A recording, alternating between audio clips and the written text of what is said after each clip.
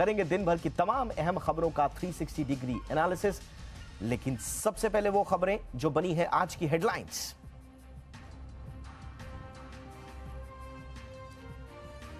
तुर्की में फिर भूकंप के तेज झटके। तुर्की और सीरिया में भूकंप से भारी तबाही, 1500 से ज्यादा लोगों की मौत की खबर।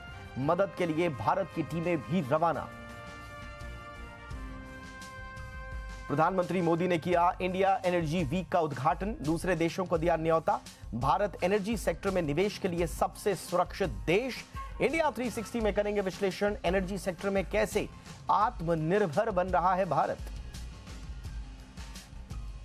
अब ट्रेनों में व्हाट्सएप से भी किया जा सकता है खाना ऑर्डर। आईआरसीटीसी ने शुरू की नई सेवा, जारी किया व्हाट्सएप नंबर।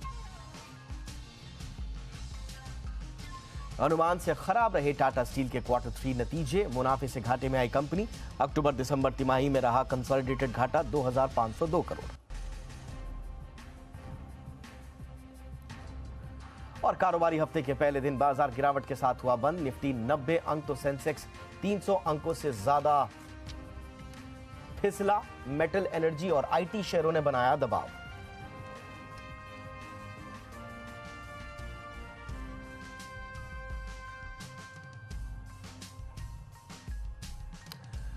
और आइए जरा देख लेते हैं सुबह से लेकर शाम तक किस तरह से खबरों का सिलसिला आगे बढ़ रहा था। अदानी ग्रुप पर हिंडनबर्ग की रिपोर्ट को लेकर संसद के दोनों सदनों में आज जमकर हंगामा हुआ। विपक्ष अदानी मुद्दे पर चर्चा कराने की मांग पर अड़ा रहा। हंगामे के बीच दोनों सदनों की कार्रवाई कल सुबह 11 बजे तक के लिए स्थगित कर दी गई। कांग्रेस सांसद राहुल गांधी ने कहा कि सरकार अदानी पर संसद में बहस नहीं चाहती, सरकार डरी हुई है।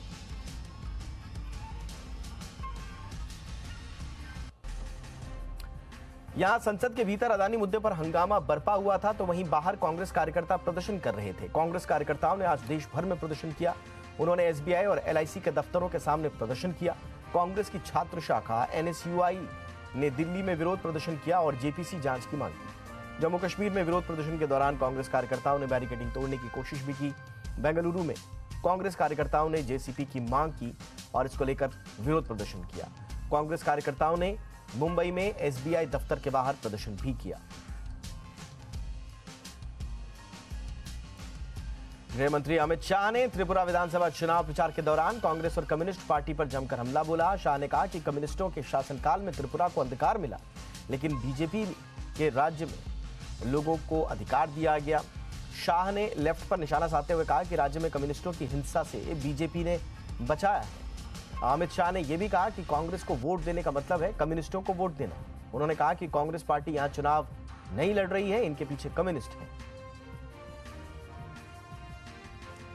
दिल्ली में मेयर चुनाव तीसरी बार टल गया है। एमसीडी की अध्यक्षता कर रहे सत्य शर्मा ने कहा कि उपराज्यपाल ने जिन 10 मेंबर्स को नॉमिनेट किया वो वोट डाल सकेंगे। नॉमिनेटेड मेंबर्स को वोट की मंजूरी मिलने के बाद बीजेपी और आम आदमी पार्टी के सदस्यों ने हंगामा शुरू कर दिया। इसके बाद एमसीडी सदन की कार्रवाई स्थगित कर दी गई। इससे पहले 6 और 24 जनवरी को भी चुनाव नहीं हो पाए थे। जानकारी के मुताबिक इस मुद्दे पर आम आदमी पार्टी सुप्रीम कोर्ट जाने की तैयारी कर रही है। उधर केंद्रीय मंत्री मीनाक्षी लेखी ने आरोप लगाया कि आम आदमी पार्टी ने बीजेपी के 9 पार्षदों को पद और पैसे का लालच दिया है। सुप्रीम कोर्ट में 5 नए जजों की नियुक्ति हो गई है। सीजेआई डीवाई चंद्रचूड़ ने आज सुबह 5 जजों को सुप्रीम कोर्ट के न्यायाधीश के रूप में शपथ दिलाई। सुप्रीम कोर्ट के नए जज के रूप में शपथ लेने वाले 3 chief justice, justice Pankaj Mittal, justice Sanjay Karol और जस्टिस पीवी संजय कुमार हैं। इसके अलावा 2 जस्टिस एहसानुद्दीन अमानुल्लाह, जस्टिस मनोज मिश्रा का नाम भी शामिल है। 5 जजों की शपथ ग्रहण के साथ ही सुप्रीम कोर्ट में अब जजों की संख्या 32 हो गई है। आपको बताएं कि 4 फरवरी को केंद्र ने 5 जजों की नियुक्ति को मंजूरी दी थी। बिहार की राजनीति में मचे घमासान के बीच जेडीयू के राष्ट्रीय अध्यक्ष राजीव रंजन सिंह उर्फ ललन सिंह ने उपेंद्र कुशवाहा को लेकर बड़ा बयान दिया है। ललन सिंह ने उपेंद्र कुशवाहा को लेकर कहा कि वो पार्टी में किसी पद पर नहीं है। आपको बताएं कि कुशवाहा ने अभी तक जेडीयू के संसदीय बोर्ड के अध्यक्ष पद से ना तो इस्तीफा दिया है और ना ही उन्हें हटाए जाने की औपचारिक घोषणा हुई है। इस बीच ललन सिंह के दावे के बाद उन्हें पार्टी से निकाले जाने की अटकलें तेज हो गई।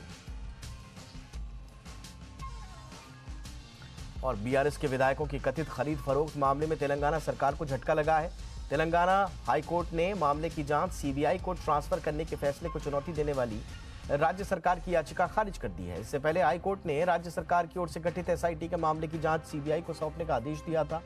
इसके बाद राज्य सरकार ने इस फैसले को खंडपीठ के सामने चुनौती दी थी। तेलंगाना हाईकोर्ट के मुख्य न्यायाधीश उज्जवल भुयान की अध्यक्षता वाली खंडपीठ ने एकल पीठ की ओर से पारित आदेश को बरकरार रखा और राज्य सरकार की याचिका को खारिज कर दिया।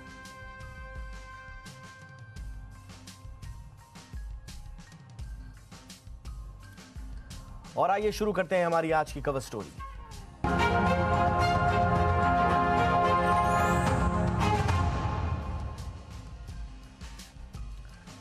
प्रधानमंत्री नरेंद्र मोदी ने आज बेंगलुरु में इंडिया एनर्जी वीक का उद्घाटन किया। इस मौके पर प्रधानमंत्री नरेंद्र मोदी ने भारत को एनर्जी सेक्टर में निवेश के लिए सबसे सुरक्षित देश बताया। उन्होंने कहा कि महामारी और युद्ध के प्रभाव के बावजूद 2022 में भारत एक ग्लोबल ब्राइट स्पॉट रहा है।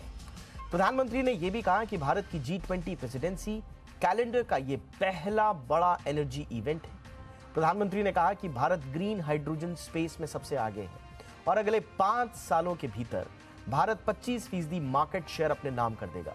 उन्होंने इस दौरान रिड्यूस, रीयूज और रिसाइकिल का मंत्र भी दिया।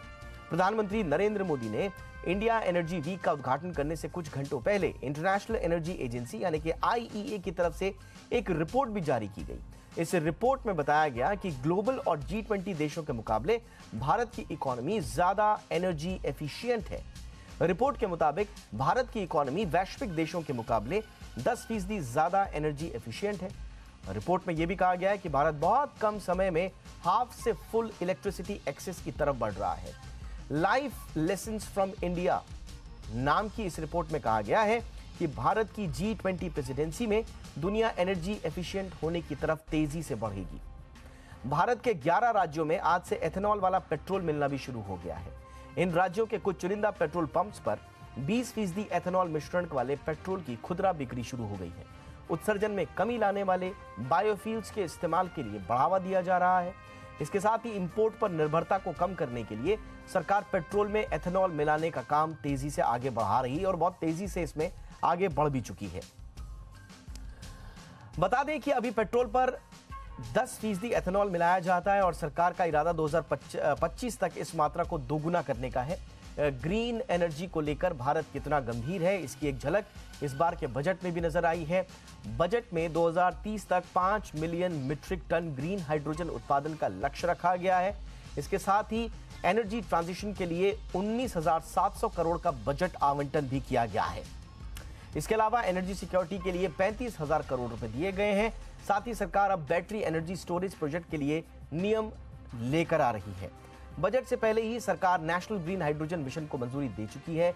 इस मिशन का मकसद देश को ग्रीन हाइड्रोजन उत्पाद के ग्लोबल हब के रूप में विकसित करना है और इसी मकसद से बजट को इसमें जो एलोकेशंस किए गए हैं वो इसी मकसद से किए गए हैं। इस वक्त हमारे साथ चर्चा के लिए बहुत ही खास मेहमान जुड़ चुके हैं। देश के जाने माने एनर्जी एक्सपर्ट नरेंद्र तनेजा जी, बहुत बहुत स्वागत है आपका सर हमारे शो पर। काफी अरसे बाद आपसे इंडिया 360 में बात हो रही है सर और बहुत अच्छा मौका। हम बात जैसे कर ही रहते हैं कि चाहे ग्रीन फ्यूल हो, ग्रीन फार्मिंग हो, ग्रीन मोबिलिटी हो, ग्रीन बिल्डिंग्स, ग्रीन इक्विपमेंट, ये जो पूरा ग्रीन का एक इकोसिस्टम सरकार तैयार कराना चाह रही है, हम कितने आश्वस्त रहे सर अपने फ्यूचर को लेकर, एक आम आदमी के लिए और इंडस्ट्री के लिए? अच्छा प्रश्न है। देखिए, हम लोग बहुत डेंसली पॉपुलेटेड घनी आबादी वाले देश हैं और दूसरी तरफ ये भी है कि हमारे पास जो विकास के लिए हमको ऊर्जा की ज्यादा जरूरत है। अब चूंकि हमको विकास अगर 10%, 9% जीडीपी रखना है तो हमारे को लिए जो भी सोर्स मिलता है या रिसोर्स मिलता है ऊर्जा का, वो हमको चाहिए। अभी तक हम ज्यादातर जो प्रयोग करते हैं कोयला, तेल और गैस का करते हैं। अब यह है कि सौर ऊर्जा का उत्पादन भारत में तेजी से बढ़ा है, खासतौर से पिछले 7-8 साल के अंदर। पवन ऊर्जा, इसका भी भारत में जबरदस्त विकास हो रहा है। बायोफ्यूल्स, इसको लेके सरकार एक नई इंसेंटिव दे रही है और सरकार ने अभी इसी बजट के अंदर एक नई योजना का भी, एक नए इनिशिएटिव का भी उसमें अनाउंस किया है। तो कुल मिलाकर के अगर भारत में देखते हैं कि हमारी जो इतनी बड़ी आबादी है और व्यापक हमारे यहाँ अभी भी काफी जो है ऊर्जा की गरीबी ज्यादा है। बहुत सारे लोग हैं उनके पास इतनी ऊर्जा नहीं है जितना कि शहरों में लोगों के पास होती है। लेकिन हमने देखा है कि किस हिसाब से एलपीजी सिलेंडर उज्ज्वला स्कीम के अंतर्गत या हर गांव में बिजली का पहुंच जाना, ये आश्वस्त करता है इस बात को लेकर के कि जहां तक भारत सरकार का जो फोकस है वो ये है कि पूरे देश के अंदर, चाहे आप गरीब हो, चाहे मध्य वर्ग के हो, चाहे उद्योग चलाते हो, आपके पास जितनी आपको आवश्यकता है उतनी ऊर्जा उपलब्ध कराई जा सके। लेकिन प्रश्न ये उठता है कि हमारी निर्भरता आयात पे बहुत ज्यादा है अभी तक जो रही है। तेल पे 85%, प्राकृतिक गैस पे 60%, सोलर इक्विपमेंट भी हम भारी मात्रा में आयात करते हैं। अब सरकार का प्रयास ये है कि जो जहां तक हो, जैसे पेट्रोल है, पेट्रोल में अभी तक 10% ऐड करने की बात थी इथेनॉल को, अब उसको कि 20% पे ले जाए। मतलब एक तरफ तो आयात जो है कम होगा, दूसरी तरफ जो है पर्यावरण इससे स्वच्छ रहेगा, तीसरी तरफ हमारा जो किसान भाई हैं गांव के अंदर, जो रूरल इकोनॉमी है, उसको एक बूस्ट मिलेगा। तो यही बात आप ये देख रहे हैं कि जो कुल मिलाकर के हमारी जो प्रधानमंत्री ने आज साथ में ये भी कहा कि जो हमारी रिफाइनिंग कैपेसिटी है उसमें लगभग 75% की बढ़ोतरी करी जाएगी। तो भारत एक तरफ तो जो है रिन्यूएबल एनर्जी या वैकल्पिक ऊर्जा को पुश कर रहा है और उसका जो एक तरीके से अब आज की तारीख में एक ग्लोबल लीडर बनता जा रहा है। दूसरी तरफ रिफाइनिंग, जहां भारत एक लंबे अरसे से में ग्लोबल लीडर है, उसको भी बरकरार रखना है आने वाले 15-20 साल में, और जो देश की आवश्यकता है उसको भी साथ में रखना है। क्योंकि हमारी जो जरूरत है वो इस तरीके की है कि हमको तेल भी चाहिए, हमको गैस भी चाहिए, अभी आने वाले 15-20 साल 25 साल हमको कोयला भी चाहिए होगा।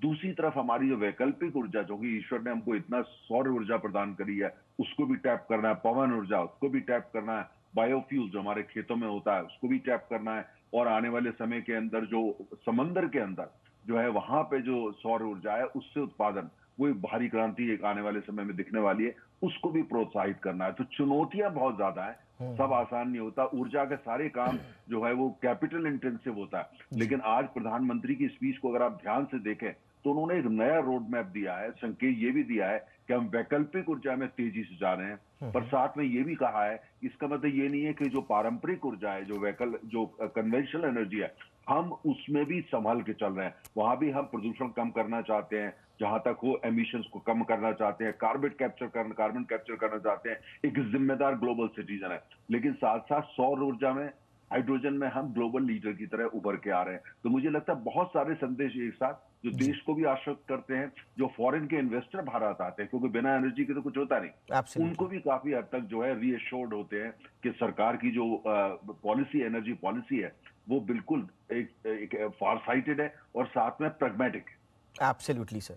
और इनफैक्ट हम अगर ग्रीन पावर इकोसिस्टम को देखें तो इसमें जो ग्रोथ रही है वो भी शानदार रही है। अगर हम आंकड़ों पर डालें तो CAGR जो है अप्रॉक्सीमेटली 5 सालों का जो है वो 16% रहा है। तो अच्छा खासा इसमें हमको ग्रोथ भी देखने को मिल रही है। पूरी जो हमारी रिन्यूएबल पावर कैपेसिटी है 1,21,000 मेगावाट के आसपास है। सोलर उसमें 64,000 है और बाकी का जो है विंड है, जिसका जिक्र आपने भी किया। इतनी सारी अपॉर्चुनिटीज और इसमें और गवर्नमेंट का पुश भी मिल रहा है सर। एक आम आदमी के लिहाज से या एक एंटरप्रेन्योर के लिहाज से, एक आम आदमी के लिहाज से आप कौन कौन सी अपॉर्चुनिटीज देख रहे हैं सर ग्रीन इंडिया के ग्रीन फ्यूचर में सर? बहुत अच्छा आपने प्रश्न किया।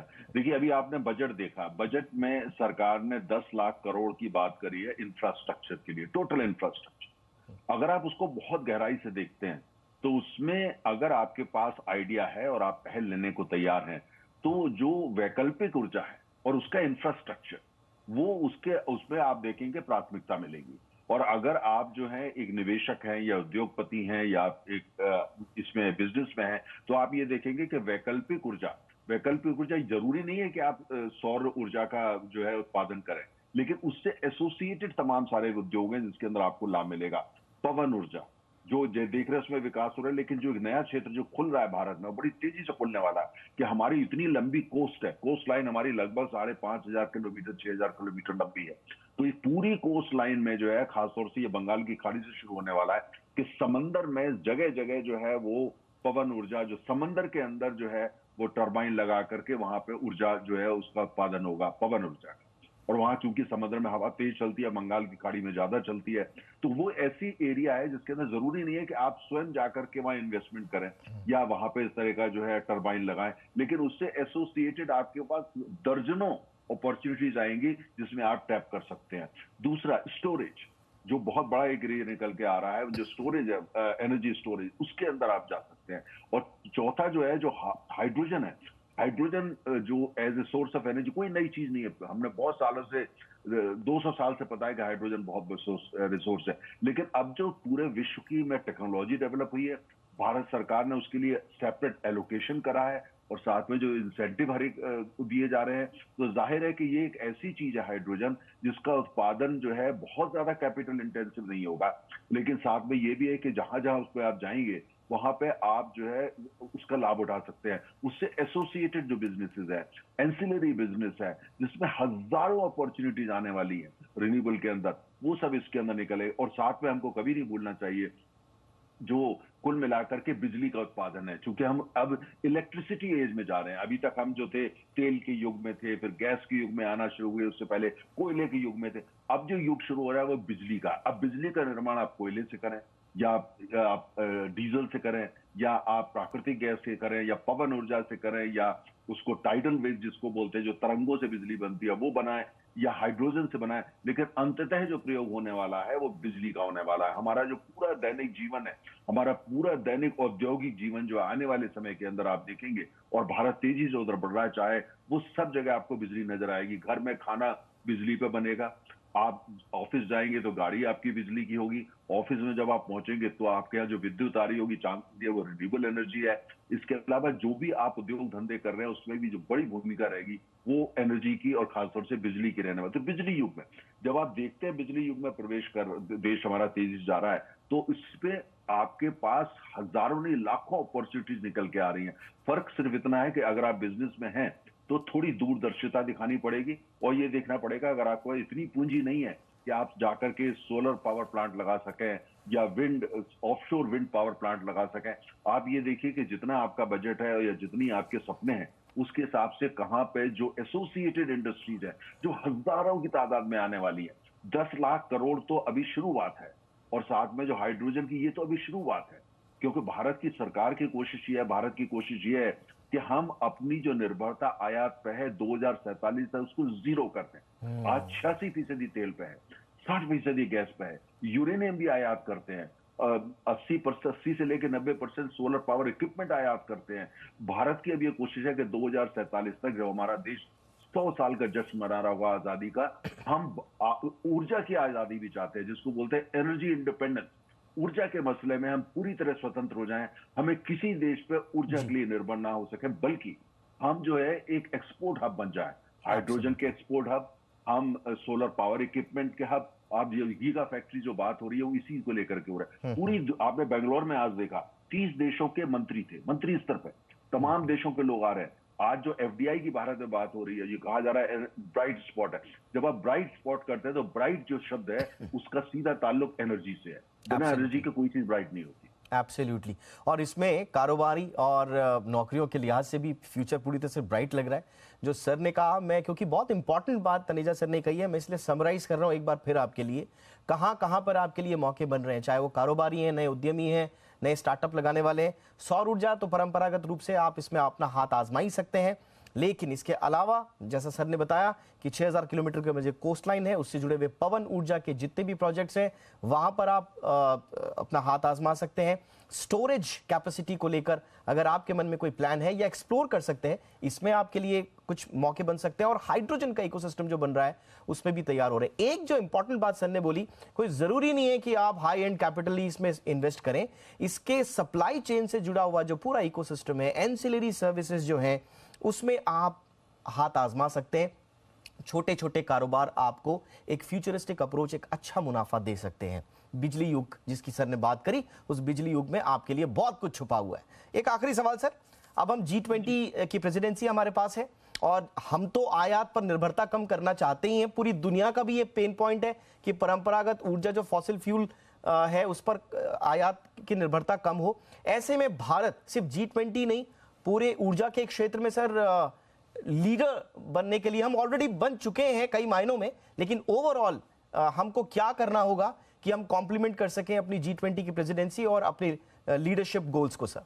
बहुत अच्छा प्रश्न किया। इसमें तो देखिए 2 स्तर पे, एक तो नीति के स्तर पे, आज जो विश्व की तमाम ऊर्जा की नीतियां हैं वो ज्यादातर जो विकसित देश हैं जिनको हम ग्लोबल नॉर्थ बोलते हैं, वो लोग उसको नियंत्रित करते हैं और कुछ हद तक ओपेक करती है क्योंकि उनके पास तेल है।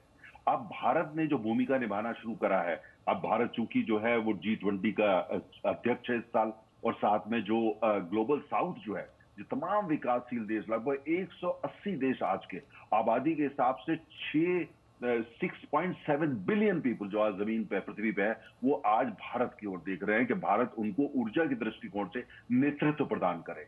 तो G20 में जो आवाज भारत दे रहा है, जैसे भारत ने कहा हम रूस से तेल मंगाएंगे क्योंकि इसका अर्थशास्त्र जो है हमारे अनुकूल है, हमें बाहर की राजनीति से लेना नहीं, इससे तमाम देशों ने जो है भारत को कॉम्प्लीमेंट किया है कि भारत एक ऐसी आवाज बन रहा है ऊर्जा के धरातल पर, विश्व धरातल पर, जो तमाम छोटे देश या कमजोर देश जो बोल नहीं पाते थे, जिनमें पाकिस्तान जैसे देश भी शामिल है, आज वो भारत के अंदर से तारीफ कर रहे हैं कि भारत उनकी आवाज बन करके दुनिया में बोल रहा है और उनके हितों की रक्षा कर रहा है। एक ये नीति के स्तर पर, जहां तक टेक्नोलॉजी और पूंजी के स्तर पर है, वहां जो विकसित देशों ने ये कहा था कि विकासशील देशों को $100 बिलियन हर साल देंगे क्लाइमेट एजेंडा के अंतर्गत, जिससे वो अपने यहाँ वैकल्पिक ऊर्जा का विकास करे और टेक्नोलॉजी का भी, वो उन्होंने नहीं दिए। अब वो $1 ट्रिलियन से ज्यादा हो चुका है। भारत आज मुखर होकर के इसकी बात कर रहा है कि वॉक द टॉक, आपने जो कहा था उसको करिए। अर्थात आने वाले समय में रिसर्च एंड डेवलपमेंट, आने वाले समय में ऊर्जा से संबंधित पूंजी, ऊर्जा से संबंधित टेक्नोलॉजी, ये जो है पूरी दुनिया की जो है भारत जो भी जहां भी होती हो वो विकासशील देशों को मिले, इसका भारत आज नेतृत्व कर रहा है और बहुत शक्तिशाली इसकी आवाज। ये सब इसलिए संभव हो पा रहा है क्योंकि हमारी अर्थव्यवस्था आज अच्छी चल रही है, हमारे देश के अंदर जो नेतृत्व है वो सुदृढ़ है, और हर भारतीय ने जिस तरीके से देश की अर्थव्यवस्था को आगे ले जाने का काम किया है, उसमें इस वजह से आज जो भारत चमक रहा है। भारत जब चमकता है उसका क्रेडिट कोई एक किसी को आप नहीं दे सकते, हर भारतीय का उसमें योगदान है, और खासतौर से हमारे उद्योग का, हमारे बिजनेस सेक्टर का। हमारे बिजनेस सेक्टर ने, जिसमें खासतौर से पब्लिक सेक्टर, प्राइवेट सेक्टर दोनों शामिल है, और प्राइवेट की भूमिका बहुत, इन्होंने बहुत ही बेहतरीन काम किया है जिस हिसाब से नए स्टार्टअप आ रहे हैं। और आने वाले समय में एनर्जी सेक्टर में नए स्टार्टअप का मतलब जरूरी नहीं है कि आप $100 मिलियन ले गए, स्टार्टअप का मतलब है आप 10 लाख, 12 लाख, 15 लाख, इनके लिए इतनी अपॉर्चुनिटीज आने वाली हैं। फर्क सिर्फ इतना होगा कि जब अपॉर्चुनिटीज को आप ठीक तरीके से ढूंढें और अपने सामर्थ्य के हिसाब से उसको जाकर के उसमें टैप करें, लेकिन लॉन्ग टर्म जो प्लान है उसको लेकर के साथ में चलें। एब्सोल्युटली, यानी कि ग्रीन इंडिया का जो प्लान है उसमें आपके फ्यूचर के लिहाज से ये पूरा का इकोसिस्टम जो बनाया जा रहा है वो प्रैक्टिकल है, वो फ्यूचरिस्टिक है, स्केलेबल है, वायबल है, तमाम तरह के सॉल्यूशंस इसमें छिपे हुए हैं। आपको बस सही अवेयरनेस रखनी है, फ्यूचर को पकड़ना है और ग्रीन इंडिया के फ्यूचर की ये जो गाड़ी है इसमें सवार हो जाना है। इसमें पूरी दुनिया का भला है, भारत का भला है, इंडिविजुअली आपका और हमारा भला है। Thank you so much sir, बहुत आसान भाषा में आपने बहुत ही बृहद इसका विश्लेषण किया। Thank you so much Narendra Taneja sir. और इंडिया एनर्जी वीक के उद्घाटन के साथ ही प्रधानमंत्री मोदी ने सोलर चूल्हा का भी लॉन्च किया। यह खास कुकिंग सिस्टम सोलर एनर्जी की मदद से खाना तैयार करता है। कैसा है ये सोलर चूल्हा और कैसे करता है काम, पूरी डिटेल बता रहे हैं मेरे सहयोगी अमरीश पांडे, जो ग्राउंड जीरो पर मौजूद रहे। बेंगलुरु में इंडिया एनर्जी वीक की शुरुआत करते हुए प्रधानमंत्री ने इसके मंच से एक सौर कुकर को लॉन्च किया है। जो आपके सामने है ये है सौर ऊर्जा का चलने वाला कुकर, सोलर नूतन, यानी कि सूरज से ऊर्जा लेगा और नवीन है इसलिए इसको नाम रखा गया है नूतन। और ये जो टेक्नोलॉजी है इसमें ये जो कंपनी का कहना है, यानी कि इंडियन ऑयल जिसने इसको विकसित किया, उसका कहना है कि ये सूरज की किरणों से, यानी कि सोलर पैनल से एनर्जी लेगा, उसको स्टोर करेगा इसके भीतर। जब दिन के समय आप खाना बना रहे होंगे उस दौरान ये सोलर जो कुकटॉप है वो सूरज से रोशनी लेता रहेगा और आपको खाना बनाएगा। इसके अलावा जब ऐसा मौसम हो, जबकि बारिश होगी या फिर सूरज नहीं खिला हो या फिर रात का या शाम का समय हो, उस दौरान जो इसके अंदर स्टोर्ड एनर्जी है उस एनर्जी का इस्तेमाल करके इस पर खाना बनाया जा सकता है। तो यानी कि आपकी जो गैस भराने की टेंशन है, गैस के बिल की टेंशन है, धुआं निकलने की टेंशन है, वो सारी टेंशन एकदम ख़त्म होने वाली है। और सूरज से क्योंकि ये बन रहा है तो किसी भी तरीके का बिल आपका नहीं आएगा, यानी कि मुफ्त में आपका खाना बन सकता है। इसको ही लेकर प्रधानमंत्री ने इसको कहा है किचन में क्रांति। अगर इसकी और डिटेल्स की बात करते हैं तो ये 3 वेरिएंट में उपलब्ध होगा और 9 से लगभग 23,000 रुपये की इसकी कीमत होगी। और अगर बात करते हैं इसकी चार्जिंग की तो लगभग 4 से 7 घंटे इसकी जो चार्जिंग है, वो बैटरी जो स्टोरेज है वो इसकी कैपेसिटी है। साथ साथ अगर इसके बाकी डिटेल्स की अगर बात करते हैं तो ये 2 कुकटॉप हैं, यानी कि एक साथ हम 2 तरीके का खाना बना सकते हैं और नॉर्मल जो बर्तन हमारे घरों में है उसका ही इस्तेमाल इस पर किया जा सकता है। इसको अलग से कहीं और ले जाने की ज़रूरत नहीं है। एक दावा ज़रूर है कि अगर इसकी डिमांड बढ़ती है तो आने वाले दिनों में इसकी कीमत भी कम होती जाएगी, क्योंकि जिस तरह से प्रोडक्शन बढ़ेगा उस तरह से डिमांड सप्लाई का गैप नैरो होगा और आने वाले दिनों में इसकी कीमत और कम होगी। तो कुल मिलाकर किचन में वाकई ये क्रांति आने वाली है। चलिए, तो भारत में ऊर्जा क्रांति से जुड़ी हुई ये थी हमारी आज की कवर स्टोरी। और अब कुछ और महत्वपूर्ण खबरों का रुख कर लेते हैं। आज का दिन बहुत दर्दनाक रहा, खास तौर से तुर्की, जिसे टर्की और तुर्की दोनों नाम से जाना जाता है। यहाँ 100 साल में सबसे बड़ा भूकंप आया है। 12 घंटे में 7.5 से ज्यादा तीव्रता के 2 भूकंप आते हैं और धरती के इन 2 बड़े झटकों ने टर्की के साथ साथ पड़ोसी देश सीरिया और दूसरे देशों में भी तबाही मचा दी। तुर्की में भूकंप के बीच लगातार नए नए वीडियो सामने आ रहे हैं। ये ताज़ा वीडियो इस वक्त आपकी स्क्रीन पर जो है वो यहाँ भूकंप के बाद जब रेस्क्यू टीम जब लोगों की तलाश कर रही थी उस वक्त का है। ये बिल्डिंग अचानक इस ऑपरेशन के दौरान देखिए किस तरह से भरभरा कर गिर जाती है। दिल दहला देने वाले ये विजुअल्स हैं। मलबे के नीचे सैकड़ों लोगों के दबे होने की आशंका अब भी है। धरती पर तबाही का तांडव।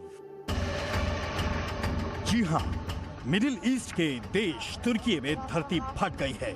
30 मिनट तक तबाही ने 3 बार तुर्की में तांडव मचाया है। इमारतें जमींदोज होती जा रही हैं। सोशल मीडिया पर भी तुर्की से लेकर इजराइल तक में आए भूकंप से हुई भयंकर तबाही की तस्वीरें लोग एक एक कर पोस्ट करते रहे।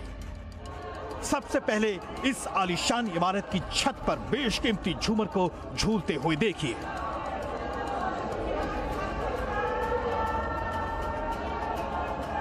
एक पल को तो लोगों को भरोसा ही नहीं हुआ कि अब तबाही यहां विकराल रूप लेने वाली है। सांसें थमी हुई है कि कहीं ये बेशकीमती झूमर टूटकर ना नीचे गिर जाए। लेकिन तुर्की में 100 साल की सबसे बड़ी तबाही आई हुई है। इससे बच पाना मुश्किल है। तुर्की की ये ताजा तस्वीरें साफ बता रही है जैसे मानो यहां प्रलय भी आ रही हो। तुर्की में भूकंप के कारण एक नहीं, 2 नहीं, हजारों इमारतें जमींदोज हो चुकी हैं। आसपास से गुजर रही कारों का भी नहीं पता कि आगे ये सुरक्षित निकल भी पाई हैं या नहीं। सोशल मीडिया पर वायरल हो रही ये तस्वीर बेहद भयानक है। तुर्की के एक शहर की इन तस्वीरों में एक मां सहमी हुई है, डरी हुई है। उसे अपनी जान की परवाह नहीं, लेकिन उसकी आंखों के सामने तबाही का मंजर उसे डरा रहा है। अपने मासूम बच्चे को सीने से चिपकाकर वो सड़क पर दूसरी ओर भागकर जाने की कोशिश कर रही है। तुर्की में एक शहर की इस इमारत को देखिए। सब कुछ ठीक चल रहा होता है, लेकिन अचानक इस इमारत के आगे का हिस्सा धरती हिलते ही भरभराकर गिरने लगता है।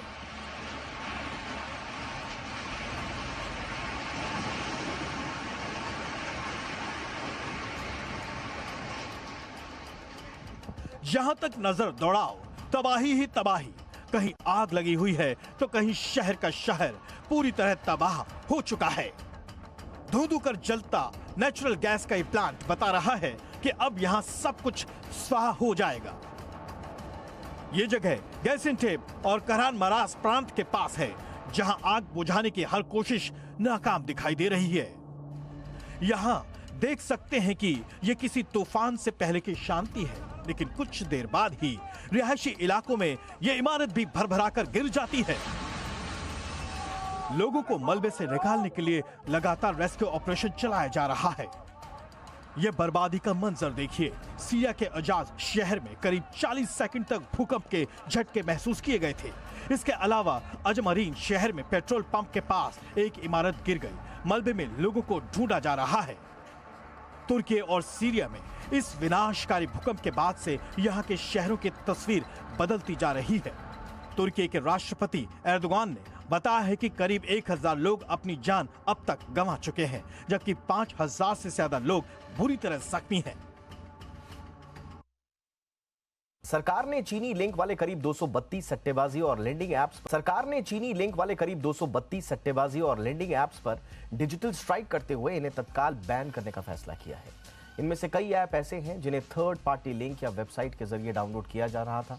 ये ऐप न केवल आसान शर्तों पर लोन देकर कस्टमर्स से भारी भरकम रकम वसूलते थे, बल्कि जांच में कई ऐप्स को देश की सुरक्षा के लिए भी बहुत बड़ा खतरा पाया गया।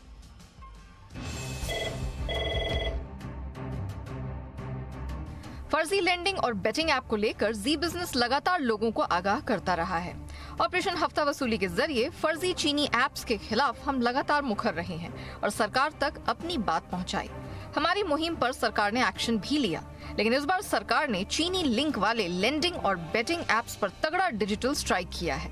सरकार ने ऐसे करीब 232 ऐप्स को ब्लॉक और बैन करने का फैसला किया है, जो लोगों को न केवल चूना लगाते थे बल्कि ये देश की सुरक्षा के लिए भी खतरा पैदा कर रहे थे। सरकार ने जिन ऐप्स को टारगेट किया है, इनमें 138 सट्टेबाजी वाले और 94 लेंडिंग ऐप शामिल हैं। सभी ऐप्स पर आईटी एक्ट के सेक्शन 69 के तहत एक्शन लिया गया है। सरकार ने अपनी जांच में पाया कि पहले चीनी लिंक से जुड़े इन ऐप्स ने लोगों को आसान शर्तों पर कर्ज दिया। जब कर्जदार कर्ज नहीं चुका पाए तो कर्जदारों के पास धमकी वाले कॉल्स आने लगे। धमकी के अलावा कर्जदारों को अश्लील मैसेज भेजे जाने लगे। इनके जानने वालों को भी मॉर्फिंग की हुई अश्लील तस्वीरें भेजी जाने लगी। खासकर आंध्र प्रदेश और तेलंगाना में कई कर्जदारों ने शर्म के मारे आत्महत्या तक कर ली। कई कर्जदार तो ऐसे थे जिन्हें डरा धमका कर उनसे सालाना 3000% तक की दर से ब्याज वसूला गया। ऐसी घटनाएं उड़ीसा और उत्तर प्रदेश जैसे राज्यों में भी देखने को मिली। इन फर्जी ऐप्स की जब खुफिया एजेंसियों ने जांच की तो इनके कान खड़े हो गए। जांच एजेंसियों ने पाया कि इनमें से कई ऐप्स प्ले स्टोर पर ना होकर थर्ड पार्टी लिंक के जरिए एक्टिव थे, तो कई बेटिंग ऐप की लिंक से जुड़े हुए थे। जांच में यह भी पाया गया कि फर्जी तरीके से लोगों को कर्ज बांटने वाले ये ऐप वेबसाइट के जरिए भी काम कर रहे हैं। जांच में पाया गया कि सरकार की आंखों में धूल झोंकने के लिए चीनी लिंक वाले इन ऐप्स ने भारतीयों को काम पर रखा और उन्हें कामकाज की जिम्मेदारी सौंपी। जांच में चीनी लिंक वाले फर्जी ऐप के जरिए भारतीयों का डेटा चीन भेजे जाने की आशंका भी जताई गई। साथ ही ये भी आशंका जताई गई कि चीनी ऐप्स जासूसी गतिविधियों के जरिए देश की सुरक्षा को खतरा पैदा करने का काम कर रहे हैं। फिलहाल फर्जी लोन ऐप से बचना है तो थर्ड पार्टी लिंक पर कतई न जाएं। आसान शर्तों पर कर्ज देने वाले और जो लोन ऐप किसी NBFC से नहीं जुड़े हैं उन पर कतई भरोसा ना करें। असली लोन ऐप लोन देने से पहले अपनी पूरी जानकारी देते हैं। वो पारदर्शिता के साथ सभी प्रक्रियाएं पूरी कराते हैं।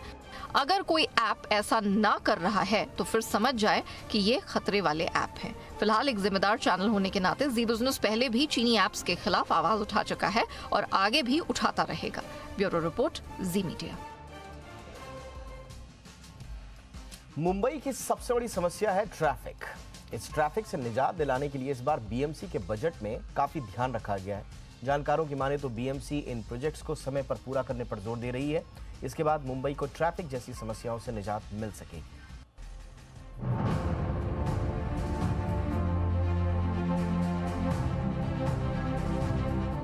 बृहन मुंबई महानगर पालिका यानी BMC ने अपना बजट पेश कर दिया है। BMC ने इस बार रिकॉर्ड 52,619 करोड़ का बजट पेश किया है। इस बजट में मुंबई इंफ्रास्ट्रक्चर के लिए 27,247 करोड़ रखे गए हैं। इस पैसे को Mumbai coastal road, Goregaon Mulund link road पर खर्च किया जाएगा। इसके अलावा मुंबई की सड़कों को कंक्रीट की सड़कों में बदलने, वाटर और सीवरेज टनल बनाने और मीठी नदी की सफाई जैसे कामों में भी इस्तेमाल किया जाएगा। इस बजट आवंटन के जरिए BMC मुंबई को ट्रैफिक जाम से भी निजात दिलाने की तैयारी कर रही है। जानकारों की माने तो BMC इन प्रोजेक्ट्स को समय पर पूरा करने पर जोर दे रही है, जिसके बाद मुंबई को ट्रैफिक जैसी समस्याओं से निजात मिल सकेगा। जिन प्रोजेक्ट्स के कामों में तेजी होगी उसमें Nariman point Worli coastal road का काम शामिल है। दहिसर वर्सोवा कोस्टल रोड का काम भी शुरू हो चुका है। बोरीवली ठाणे टनल का काम भी शुरू होगा। इसके साथ ही गोरेगांव मुलुंड लिंक रोड के काम में भी तेजी लाई जाएगी। BMC ने मुंबईकरों को ट्रैफिक जाम से निजात दिलाने के लिए इंफ्रा पर ज्यादा फोकस रखा है। करीब 52,619 करोड़ के बजट में 27,247 करोड़ इंफ्रा प्रोजेक्ट के लिए रखे गए हैं। इस बजट में से 3,545 करोड़ सिर्फ Nariman point Worli coastal road के लिए रखे गए हैं। वहीं 1,060 crore Goregaon Mulund link road projects के लिए आवंटित किए गए हैं। जानकारों की माने तो मुंबई जैसे शहर के लिए ये कोस्टल रोड रिंग रोड की तरह काम करेगा। मुंबई चूंकि एक लेंथ में बनी हुई सिटी है, तो यहाँ पर जो रिंग रोड जैसी आइडिया जो बाकी शहरों में होती है वो नहीं की जा सकती। ये रिंग रोड का ऑल्टरनेटिव है कोस्टल रोड, क्योंकि मुंबई चारों तरफ से पानी से घिरा हुआ है। तो अगर आप चारों तरफ से कोस्टल रोड बना देते हैं तो it will serve as a ring road, तो कहीं से भी आप सिटी से बाहर निकल सकते हैं। तो सिटी के अंदर जो बहुत सारी व्हीकल प्लाई कर रही होती है वो कम हो जाएंगी।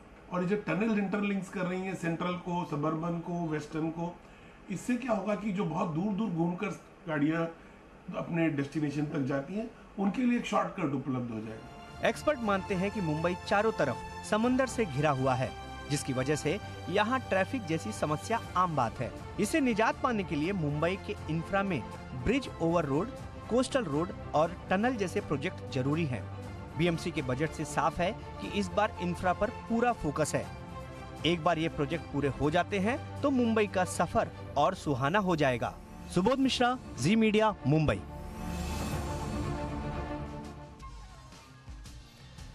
जम्मू कश्मीर के डोडा के बाद अब रामबन के घरों में भी आई दरारें डराने लगी हैं। प्रशासन ने 4 से 5 परिवारों को शिफ्ट कर दिया है। दूसरी तरफ डोडा में वैज्ञानिकों की टीम लगातार मुआयना कर रही है।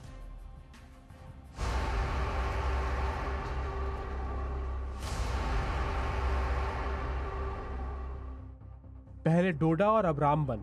जम्मू कश्मीर के डोडा के बाद क्या रामबन जिले का हाल भी जोशीमठ की तरह हो गया है? डोडा के 21 घरों में आई दरारों की अभी तहकीकात चल रही है कि अब रामबन जिले के घरों में आई दरारों ने प्रशासन को चिंता में डाल दिया है। बताया जा रहा है कि रामबन के 4 से 5 घरों में दरार आई है, जिसके बाद इन परिवारों को एक स्कूल में शिफ्ट कर दिया गया। उधर डोडा के हालात और भी खराब होते जा रहे हैं। ठाठरी इलाके में कई घर जमींदोज हो गए हैं। हालात का अंदाजा इस बात से लगाया जा सकता है कि खतरे को देखते हुए लोगों को शिफ्ट करना पड़ा। प्रशासन ने इसके लिए 2 जगहों पर कैंप लगाए हैं। हालांकि लोग अपने घरों को छोड़कर नहीं जाना चाहते, लेकिन प्रशासन की तरफ से लगातार अपील की जा रही है। जो लोग शिफ्ट कर दिए गए हैं उनकी भी मुसीबतें कम नहीं। इस बीच जम्मू यूनिवर्सिटी के जियोलॉजिकल टीम ने भी इलाके का दौरा किया। टीम ने घरों का मुआयना किया और नमूने इकट्ठे किए। जियोलॉजिकल टीम ये पता लगाएगी कि इन दरारों के पीछे की वजह क्या है। टीम के मुताबिक अगर दरारों को जल्द भरा नहीं गया तो बारिश आने पर हालात और भी बिगड़ सकते हैं। मेरा कंसर्न इस वक्त ये है कि अगर इसमें बारिश हो गई तो ये फिर से चलना शुरू हो जाएगा, तो इसको स्टॉप करें आप इमीडिएट। जियोलॉजिकल टीम ने यह भी साफ किया कि फिलहाल इलाके में लैंड सिंक के कोई सबूत नहीं मिले हैं, इसलिए ज्यादा पैनिक होने की जरूरत नहीं है। इसके बावजूद लोगों के लिए दरारें किसी बड़े खतरे से कम नहीं। प्रशासन भी इसे गंभीर चुनौती मानकर चल रहा है। जल्द ही इस खतरे को नहीं टाला गया तो हालात जोशीमठ जैसे हो सकते हैं। डोडा से राज रहबर जमाल के साथ ब्यूरो रिपोर्ट, जी मीडिया। जम्मू कश्मीर में बर्फबारी की वजह से अभी तक करीब 170 से ज्यादा सड़कें बंद हैं। वहीं कुछ इलाकों में रास्तों को खोलने का काम शुरू हो गया है।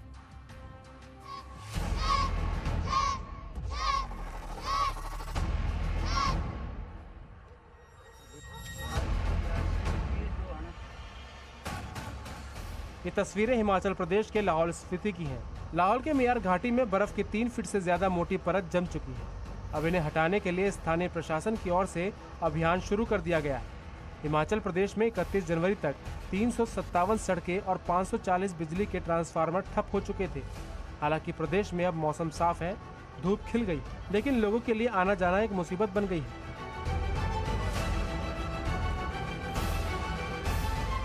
वहीं जम्मू कश्मीर के हालात का अंदाजा आप इसी बात से लगा सकते हैं कि यहाँ पर बर्फबारी की वजह से 3 नेशनल हाईवे समेत 170 सड़कें बंद हो चुकी हैं।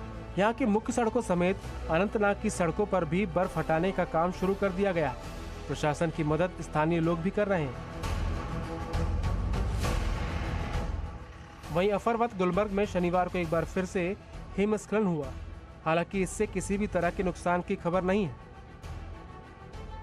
प्रशासन ने इस क्षेत्र को पहले से ही रेड जोन घोषित कर दिया था। सैलानियों को सलाह दी गई है कि वो इस इलाके में आने से बचें। इससे पहले बीते बुधवार को गुलमर्ग स्कीइंग रिसोर्ट के ऊपरी इलाके में भारी हिमस्खलन हुआ था। इस हिमस्खलन में 2 विदेशी नागरिकों की मौत हो गई। पहाड़ी राज्यों में बर्फ हटा रही टीम के लिए अच्छी खबर ये है कि फिलहाल यहाँ पर मौसम साफ है, बारिश रुक चुकी है। ऐसे में उम्मीद जताई जा रही है कि अगले हफ्ते अगर मौसम साफ रहा तो कई सड़कों को खोल दिया जाएगा।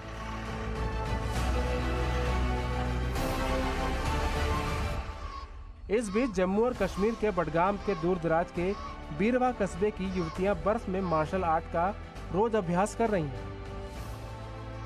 भारी बर्फबारी के बावजूद लड़कियां किसी से पीछे नहीं रहना चाहती। कोशिश ये है कि इन्हें बड़े मंच पर ले जाया जाए।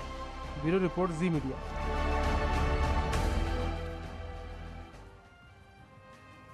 इंडियन बैंकिंग एसोसिएशन के चीफ सुनील मेहता की माने तो जल्द ही एटीएम में सिक्कों की वेंडिंग मशीन्स भी आ सकती हैं ताकि छोटी करेंसी की समस्या कम हो। इसके अलावा public sector bank payment system की तरह लोन सिस्टम को भी पूरी तरह से डिजिटल बनाने पर जोरों शोरों से काम चल रहा है। बहुत से बैंक्स में, बहुत से एटीएम्स में छोटी करेंसी को लेकर भी दिक्कत आ रही है कि एटीएम में मिलता नहीं है या फिर बैंक्स में नहीं मिलता, सीधा 2000 का नोट मिलता है या 500 का नोट मिलता है। तो ये जो डिफ़िकल्टी है इसको ईज आउट करने के लिए क्या कदम उठा रही है आईबीए? अब आरबीआई भी देखता है कि जो छोटी करेंसी है उसकी जो प्रिंटिंग कॉस्ट है और उसकी जो मेंटेनेंस कॉस्ट है वो बहुत ज़्यादा है। तो अगर हम सिक्कों का प्रचलन बढ़ाते हैं तो उन सिक्कों के प्रचलन से वो करेंसी का बार बार जो नोट का फटना है, रीप्रिंटिंग की कॉस्ट है, वो सब फ़ायदे होते हैं। तो बैंक भी कोशिश कर रहे हैं कि सिक्कों का प्रचलन बढ़ाए और उसके लिए वो अवेलेबल करवा रहे हैं। इसका एक सॉल्यूशन तो यह है जो रिजर्व बैंक ने पहले पॉपुलराइज भी किया था, जैसे कि हमारे पास में एटीएम में नोट वेंडिंग मशीन है, इसी तरह से कॉइन वेंडिंग मशीन भी आरबीआई ने बैंकों को सब्सिडीज़ भी दी थी और इंसेंटिव दिया था। और हम भी अपने आईबीए के माध्यम से बोलेंगे कि अब चूँकि नंबर ऑफ़ कॉइन्स बढ़ गए हैं और डिनोमिनेशन नए डिनोमिनेशन आ गए हैं, तो अब हम एटीएम के साथ साथ में इंपॉर्टेंट लोकेशंस पे जहाँ पे छोटी करेंसी की ज़्यादा रिक्वायरमेंट होती है वहाँ पे कॉइन वेंडिंग मशीन्स भी लगा दें, तो जिनके छोटे डिनोमिनेशन के जिनको चाहिए होते हैं वो अपने कॉइन्स वहाँ से ड्रॉ कर सकें। तो ये कब तक आपके हिसाब से इम्प्लीमेंट हो सकता है? देखिए, कॉइन वेंडिंग मशीन्स ऑलरेडी काफ़ी सारे सेंटर्स पे लगी हुई है और इनके नंबर बढ़ाने के लिए हम लोग अपने बैंकों को कहेंगे कि कॉइन वेंडिंग मशीन्स बढ़ाएं और आरबीआई से भी रिक्वेस्ट करेंगे कि जो कैपिटल इन्वेस्टमेंट सब्सिडी उन्होंने कॉइन वेंडिंग मशीन्स के लिए पहले दी थी उस स्कीम को दोबारा से लागू करें, जिससे कि छोटे नोट हैं वो नोटों की फॉर्म में नहीं तो कम से कम कॉइन्स की फॉर्म में कॉइन वेंडिंग मशीन्स के रूप में डायरेक्टली लोगों को मिल सके। और सर, और कौन से कदम आईबीए उठा रही है बैंकिंग इजी बनाने के लिए, सेफ बनाने के लिए? हम हर मीटिंग में ये चर्चा करते हैं कि ग्राहकों को अधिक से अधिक सुविधा कैसे दी जाए। इसके लिए जो बहुत इंपॉर्टेंट स्टेप्स हम ले रहे हैं वो है डिजिटल लेंडिंग का। जैसे आप पेमेंट स्पेस आसानी से हो गई है, कोई भी आदमी छोटे से छोटा ट्रांजैक्शन अपना QR कोड के थ्रू और मोबाइल बैंकिंग के थ्रू कर लेता है, उसी तरह से लेंडिंग के लिए भी लोगों को बैंक के चक्कर ना लगाने पड़े और वो अपने सिस्टम से लॉगिन करके या किसी की हेल्प लेके अपने सिस्टम से लॉगिन लेके ई मित्रा की हेल्प ले सकते हैं, CSCs की हेल्प ले सकते हैं और वो लॉगिन करके अपनी लोन फैसिलिटीज़ भी ऑनलाइन ले लें। देखिए, कहीं भी चीज़ जब कंप्यूटराइज हो जाती है, सिस्टम बेस्ड हो जाती है, तो उसकी अवेलेबिलिटी ऑटोमेटिकली बढ़ जाती है। जैसे पहले रेलवे की लाइनों में लोगों को लाइनें लगानी पड़ती थी, अब आसानी से घर बैठे रिजर्वेशन कर लेते हैं। ऐसे ही घर बैठे लोगों को लोन फैसिलिटी भी मिलने का मार्ग प्रशस्त हो जाएगा। तो पब्लिक सेक्टर बैंक्स में इस तरह के रिफॉर्म्स के लिए हम ऑलरेडी काम कर रहे हैं। जहाँ तक प्राइवेट सेक्टर बैंकों का सवाल है, बहुत सारे बैंकों ने ऑलरेडी अपने लेवल पे काम किया है। उन्होंने डिजिटल लेंडिंग के प्रोडक्ट्स लॉन्च कर दिए हैं, पर्सनल लोन्स ऑलरेडी आ चुके हैं और आने वाले टाइम में जो mortgage based on secured loan है वो भी डिजिटल प्लेटफॉर्म में आ जाएंगे। ये इस दिशा में हम कार्य कर रहे हैं। कमजोर ग्लोबल संकेतों के चलते भारतीय शेयर बाजार में आज तेज बिकवाली देखने को मिली। कारोबार के अंत में सेंसेक्स 300 अंकों से ज्यादा फिसला, जबकि निफ्टी 90 अंक टूटकर 17,765 के स्तर पर बंद हुआ। वहीं बैंक निफ्टी में भी 125 अंकों की गिरावट रही। और मार्केट में आज कहां ज्यादा एक्शन देखने को मिला, बताने के लिए मेरे साथ जुड़ रहे हैं आशीष चतुर्वेदी। देखिए, कमजोर ग्लोबल संकेतों के बीच में भारतीय बाजारों में भी अगर आप देखें तो हल्की गिरावट के साथ शुरुआत हुई। उसके बाद बाकायदा पूरे दिन हमने देखा कि निफ्टी और निफ्टी बैंक दोनों में गिरावट देखने को मिली। कंपैरेटिवली अगर आप देखें तो निफ्टी बैंक यहाँ पर हल्की ही गिरावट देखने को मिली। करीब 130 अंकों की गिरावट के साथ निफ्टी बैंक बंद हुआ और निफ्टी में भी अगर आप देखें तो 95 अंकों का दबाव आपको पूरे दिन जो है लगभग नजर आया। आइए देख लेते हैं निफ्टी के सबसे पहले गेनर्स। तो इंडसइंड बैंक यहाँ पर अगर आप देखें तो 2% की तेजी देखने को मिली। BPCL 2% चला। हीरो मोटोकॉप है, बजाज फाइनेंस जैसे स्टॉक्स में भी अगर आप देखें तो करीब 1.5% की खरीदारी देखने को मिली। लेकिन गिरने वाले स्टॉक्स की बात की जाए तो डिविस लैब, जहां पर शुक्रवार को कमजोर नतीजे आए थे, आज ब्रोकरेज हाउस की तरफ से फर्दर टारगेट कट्स आए तो इसका एक असर देखने को मिला। दिन के दौरान 4 से 5% तक की गिरावट यहां पर आपको देखने को मिली। JSW steel 3% फिसला। सभी मेटल स्टॉक्स, आप हिंडाल्को देखें, नतीजों से पहले टाटा स्टील यहां पर भी आपको गिरावट नजर आई। लेकिन सबसे ज़्यादा पूरे वायदा बाजार में सबसे ज़्यादा तेज़ी आपको वोडाफोन आइडिया में नजर आई, जहां पर दिन के दौरान 24% तक का बड़ा मूव देखने को मिला, क्योंकि सरकार अपने AGR ड्यूज को इक्विटी में कन्वर्ट कर रही है। इसका एक असर देखने को मिला। इसके चलते अगर आप देखें तो इंडस स्टार में भी आपको 15% तक की खरीदारी देखने को मिली। डीलिंग 17% चला। PNG हेल्थ 14% की तेज़ी और TVS इलेक्ट्रॉनिक्स यहाँ पर भी अगर आप देखें तो दिन के दौरान 9% का बड़ा मूव आपको देखने को मिला। देखिए, KRBL के नतीजे बढ़िया है तो चमन लाल सेतिया यहाँ पर 13% की तेज़ी, Moldtek technologies, veranda learning, M&M financial जहां पर नतीजे काफ़ी बढ़िया थे तो 8% का उछाल यहाँ पर आपको नजर आया। लेकिन अदानी ट्रांसमिशन जहां पर गिरावट जो है रुकने का नाम ही नहीं ले रही है। आज के सत्र में भी अगर आप देखें तो 10% की भारी भरकम गिरावट आपको नजर आई। इंजीनियर्स इंडिया 7% लुढ़का, गो कलर्स 6% की गिरावट और कमज़ोर नतीजों के चलते MCX यहाँ पर भी अगर आप देखें तो दिन के दौरान 5.5% तक की गिरावट रही।